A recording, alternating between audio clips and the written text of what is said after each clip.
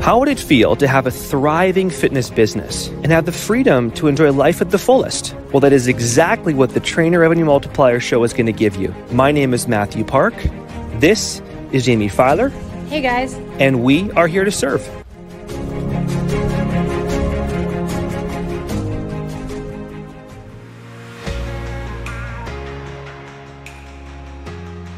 Hello, everybody, and welcome to the Trainer Revenue Multiplier Podcast. As always, I am your co-host, Jamie Filer. It is an absolute pleasure to have you because we are joined today by the incomparable, irreplaceable Professor Matthew Park. How are you, sir? Well, now that I'm in the presence of you, all well-groomed, like just pumping us all up, I feel outstanding now that I get to hang with you. For those of you who are watching this or who are listening to this rather than watching it on Facebook Live, you are missing a very fresh fade, my friend. You are. Matt, how does it feel to listen to your own voice on the podcast? I've always been curious. Is it weird for you to hear, like, do you know what I mean? It is weird because I thought my voice actually was more higher pitched. And actually during the hearing myself, I'm a deep voice. I'm like, my voice actually is pretty deep. And I was like, really? And then Jen's like, babe, I love your laugh. And I'm like, really? That much? I'm like, really? Do I just like laugh organically or what? So yeah. It's cool. Well, there was no giggle on the intro. I guess John edited that part out, huh? I'm sure it's going to come soon. There it is right there. Perfect. Well, we are recording this on Tuesday, December 22nd, guys. We are a day out from Christmas Eve, 2 days out from Christmas, 8 days out from New Year's Eve, 9 days out from New Year's Day, which means the holidays are upon us. And we have already passed Thanksgiving. We have passed July 4th, Memorial Day. We've been through a lot of holidays, but we thought now was an appropriate time as ever to talk about bringing balance into the holidays from work to life. I love that, Jamie. You're so bang on. I think that now it's 2 days before Christmas, actually 1 day before Christmas Eve. And most people, including, I'm sure all of us are thinking of like just Christmas Eve, Santa Claus, food, family, which is totally normal. I'm the same boat as probably most of us here. But I think the one missing piece that people forget, entrepreneurs obviously in business, is that this actually is the prime time to reflect, strategize, review, think about your goals, have time with family, still like recharge your batteries, like all the above. But the question becomes, how do you do it? Yeah. So that is the question that we will be answering. And it's around this time of year, or at least I used to feel this way, that I almost regretted not being a trainer that worked at Good Life or Crunch because, obviously on Christmas Day, Good Life is closed. I would be forced not to work. And it was it was such a relief, right? But now I'm in charge of my business. I'm the CEO of Jamie Filer Fitness. Any day could be a day that I work, that I choose to work, or any day can be that I could choose not to work, I guess is the only other option. So Matt, how do we take a step back? How do we do that reflecting, as you just mentioned? You got to plan it in advance. In fact, beginning of December, I sat down on my calendar for the basically from today, the 23rd till January 4th, I just mapped out the days I want to take off. Beautiful.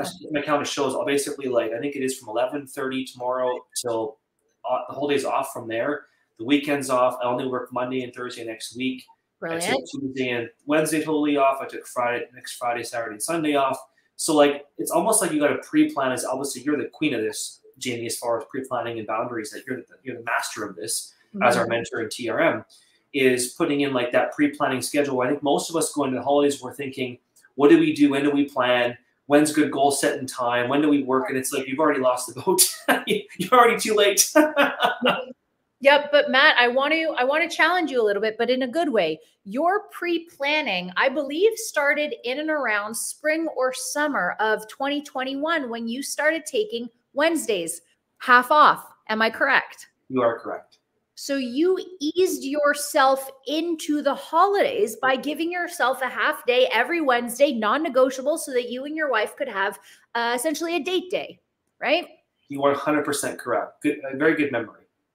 So I think for our trainers to be told or to be advised that, hey guys, just take Christmas off, go spend it with your family. They're like, wait, what? Like how? No, you can't take a day. Then I won't make money. It doesn't obviously Christmas is around the corner. That's why we're having this discussion. But guys, if you are genuinely paranoid about Christmas, how about going forward? You end work at 3 p.m. on a Friday. Yeah. Like maybe that's your first step to pre-planning. Don't take any clients after 3. Don't answer an email, maybe a DM, but that's it, right? We got to ease you into the idea that time off isn't a bad thing. That is so true. I actually want to ask you a question, Jamie, because obviously, you know, you probably have planned your calendar year like months and months and months and months before, because obviously it's one of the skills that I would also share with everybody watching right now or listening to this podcast whenever you listen to it is Jamie's been so influential in organizing and structuring and teaching our members in TRM, because she also is very like boundary driven, like days off, like weekend with your wife, like really has a structure that I'm actually trying to work better just because of what Jamie's doing on, which kind of is cool. So I want to hear from you. I want to hear how you've planned your Christmas, Jamie. I have planned it with Katie's family. But again, my planning started when I became the CEO of my business. Maybe the first year I was very lax with my boundaries. It's so funny. If you read the description of this podcast, I will reference trainers who will go pee in the middle of the night and check their phone for messages, right? That's very real. I bet you there are a bunch of people listening or watching right now saying, yeah, wait, what's wrong with that? So once upon a time, that was my first step to a boundary. And from there, honest to God, guys, it took me leaving the country or me going on vacation to set a boundary. It was impossible to stay where I am in Tampa and not work because, right, I'm in my home office. So why, right? Katie's at work all day. What do I have to do? And then I would just get caught in my own, well, I guess I'll just work, right? Yeah. So my Christmas and my strategy for Christmas began in 2020 when I realized that I was going to burn out if I didn't start taking time off. And like you going to the hotel, Matt, it's where you have your best creativity. Mine started with just leaving Florida. Wow. That is a beautiful reminder because, you know, yeah, like it's funny because I've known you now for what, 4 or 5 years. We met over in Vegas and yep. at an event, and you know, seeing you like just evolve in TRM, now being one of our like really being a high level teacher in TRM, like teaching even me stuff. And it's cool because you don't just preach stuff, you do stuff. Yeah. And that's one of the things I really respect about what you've done. And I think when I hear you share those things, Jamie, it's that what I'm hearing in your voice is just because Christmas is here doesn't mean it's just you're doing this all year round. Yeah. That's what I heard in your voice, which kind of is ironic because Christmas is here. You probably might take a day or two a little bit longer, but it's still an all-year practice, correct? Oh, 100%, right? It's just like you and Wednesdays. It doesn't matter if the Wednesday falls on Christmas and you get lucky or it's a Wednesday in August. You're taking Wednesday off. That's it. Non-negotiable. That's a great point. How much anxiety did you get, Matt, when you decided that Wednesdays? Okay, tell me about it. Okay, so now I'm going to use 2 things: anxiety and I recognized an addiction that I had with work. Oh, yeah. And when I went through the 12 steps of, you know, for my own like work addiction thing, I realized that I told myself having 3 companies was a great thing. And then I would never really have they would never all take off like they should have took off, right? They all were good, but they weren't, Jim Collins said, they were never great, right? Yeah. And I realized that when you finally admit that you, like, for example, like some people have an addiction to competing or food, like obviously you're a master when it comes to emotional eating, work, or whatever else it is. This is when I actually changed and made time for time off. Because I realized work should be fun, high leverage, work on things you obviously not always, like you try to do the best you can, but you're working on your zone of genius as much as possible within your time that you can. And I've realized now, like I go into work loving going into work now. Like I go into my calls really enjoying, and there are times as we all go through that we have, you know, challenging working days, like the last couple of days for me. But with that being said, I think those are the areas when you actually can create those boundaries like you have, Jamie, and I've also been on Wednesdays, and you work through them. When Christmas comes, you aren't like trying to like take a week just to recover because you're so burnt out from 4 months. Yep. Matt, you brought up recently, I believe it was on a platinum call, and we've been talking for a while. I believe it's Brian Tracy's concept of the best rest and prep days, and that our work schedule, right? This is similar to understand it, build it, book it. Our best days are the ones where we're working in our business. It's the ones where maybe you're training 5 clients in person, so you're making $500, and you had 2 sales calls. So now it's $1,500, and something else happened and you're just ultra successful. Then you've got your prep days where you're working on your systems, you're creating your email newsletter, you're maybe rebranding your logo, or you're having a chat with Laurent. And then your rest days. Just as a bodybuilder knows that you cannot train your biceps 5 days in a row. I would love if that was the case, but the muscle needs to rest. If you tear it, it needs a minute to break down and then rebuild bigger and better than it was before. That's what a rest day is. Yeah. If we understand this as a fitness enthusiast, why can't we understand it as a business owner? That is a great point. I think it's because we are so ingrained to believe that if we don't work, we aren't being productive. Right. I think that's one of the things I had to overcome I'm almost using my own experiences, not so much what we teach in TRM, because I think both of us went through those phases. Yeah. Here's a funny thing, Jamie, that you're going to have a good chuckle on. So I'm reading another book that I actually would suggest is a really, really good book to read. Okay. It's called The Road Less Stupid. Okay. By Keith Cunningham. Yep. And it's such a different book. And I'll tell you why I bring it up now, because I just only read the first 30 pages. It's already opened up my mind. It's a book about thinking in business. So he wrote his 3rd book. Keith actually, Cunningham, if you research Keith, he's been in business for 43 years. Very similar to Dan Sullivan. Dan Sullivan, I just love the way his mind thinks when it comes to thinking about business. Keith, he actually was a finance guru for 40 years and wrote a book on thinking in your business, because he said this is the one thing, he calls it dumb tax in entrepreneurial world, where entrepreneurs believe that they have to work like harder, longer, faster, better, and they spend dumb tax in bad places because they don't think through problems strategically. Oh, I love that. Okay. So he actually, this whole book has like 40 chapters, very short, on what he's done and learned in 25 years.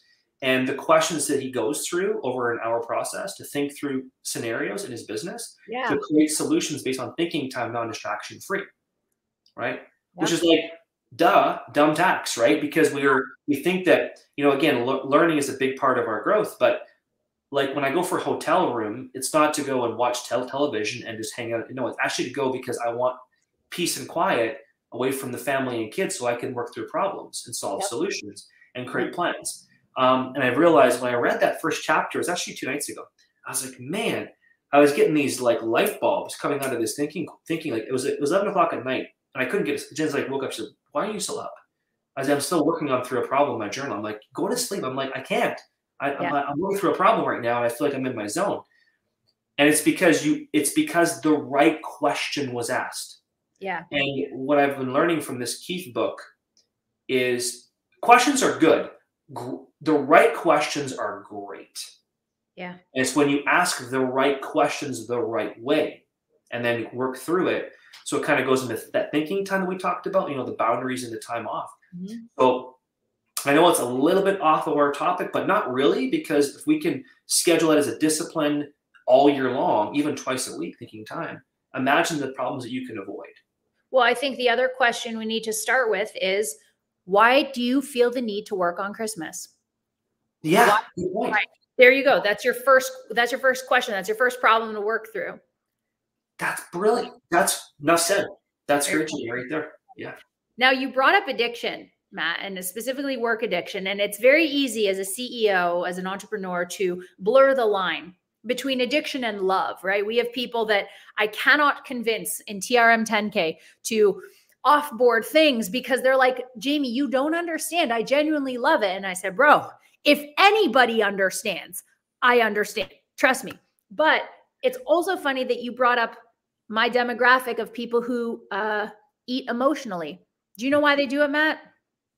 I'd love to hear from you, Jamie, on that, please. Yeah. It's to fill a void. And typically that void is joy. And once upon a time in their lives, probably in childhood, most most frequently in childhood, food was love. Their parents would go off and do their own thing, completely ignore them, but the babysitter would give them candy. Or mom would bring home food before she went off and worked her second job. So food was always associated with, again, love and joy. Is one of the reasons people are so focused in their business because their dopamine isn't coming from anywhere else. They are filling a void. Maybe it's loveless family or no family at all. Maybe it's you're not about to use food as a crutch, so you dive into work. Maybe it's you love seeing those social media red lights pop up. Have you really evaluated if you're working because you love it or because it is giving you love? That is like a question upon a question upon a question. That is so freaking awesome, Jamie. That is deep. Just so everyone knows in this call right now, what Jamie's showing right there, that's huge evolution of Jamie Fowler right now. Like, oh my gosh. I'm even like, wow, I should take notes in my book right now for you. Well, it was your idea. It's an addiction, right? When you pull the slot handle, gambling addiction, you pull the slot handle, that's dopamine, right? Correct. You respond to a DM, that's dopamine. The sugar in my pantry, dopamine. Sex, dopamine. Work can be dopamine. We don't think of it like that because it pays the bills, right? We need to work. We don't need to gamble, so it must be an addiction. No, no, no. Very easy to have work become that thing that fills a void in your life. So why aren't you happy? Or in what area of your life are you not happy? When you say that, what's interesting about that conversation is that whether it's business, whether it's training addiction, competing addiction, food addiction, addictions can be endless on this conversation. Yeah. What I like about that is anyone listening right now is I would suggest take that question that Jamie just asked you guys about what are you filling the void around, because that is really a personal question you'll have to answer yourself, right? Yeah. And I can share you right, like not in a personal level, but I'm sure you have your own answers. I have my own answers, Jamie. But when it comes to like my own work addiction, yeah. I was covering stuff on mine. I'm sure you were covering stuff on your end at the time. And I realized that work now is a joy experience for me because I want to do more and more of things I want to do. And then we work as a team in tier. I'm like myself and you and Tannie and Laurent and Isaac and our whole team, our leadership team. But it is a process you have to work through. It's not going to happen in 24 hours. Right. Like overcoming a work addiction is like, well, probably overcoming any other addiction. You've got to first say you have the damn thing, right? And address it actually is a problem before you can actually solve it. Yeah. Yep. Right. Totally correct, right? That self-awareness. Yeah. Step one. Absolutely. Yeah. The other thing, and Matt, it's so funny. We are just coming off your goal setting, your annual goal setting call, which is full of gold gems. Absolutely love it. One of your questions was, is this goal really for you? I believe it's somewhere towards the end of the steps, but you know, why do you want the new car? Is it actually you that wants the new car? Or do you want it because Instagram says it looks cool? Do you actually want the new house, or is that just to impress your friend group that you don't actually care about? So when people say I need to work on Christmas, I have to make the money. Okay. But wouldn't your family rather you be present? Do you actually want that? Is it for them? Because I know that Katie would rather me not make a $250 sale on one day if it meant that I didn't leave Christmas dinner to take a sales call. You know what I mean? Yeah.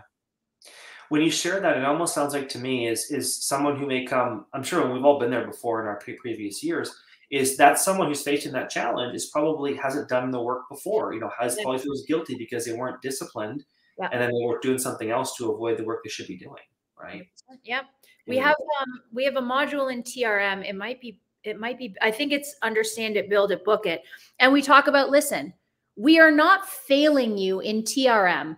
If you're making currently 15K working 60 hours a week, and we take you to 15K working 40 hours a week, we have not failed you. We gave you back a third of your week, right? Same income, but a third of your week back. That's what it means to take time off Christmas. If you didn't make the $250 sale and you were destined for it, you can make it on Boxing Day. That $250 will still be sitting in your DMs the next day. This person clearly wants to hire you. It's not a make or break deal by Christmas. It's still going to be there, but that's you working the 60 hours a week. It's not you leaving it. It's not leveraging your time. That's so true. That's so true. So it almost goes into share, like, if you are listening to Jamie and I right now about this right now, and you are working or feeling guilty going into Christmas, thinking you have to work, the question is why, and what haven't you done to this point to create that opportunity for you to enjoy this time off with your family, right? Yep. And almost like, obviously the next question comes into how could you maximize the next week and a half, 2 weeks in a way that you would bring you joy in your life and business, where you could come January 3rd and be like, that was an epic Christmas. I got to hang with my family. I got this done. I got that done. Maybe that's a better question for you to ask yourself. Totally. Yes. Great point, Matt.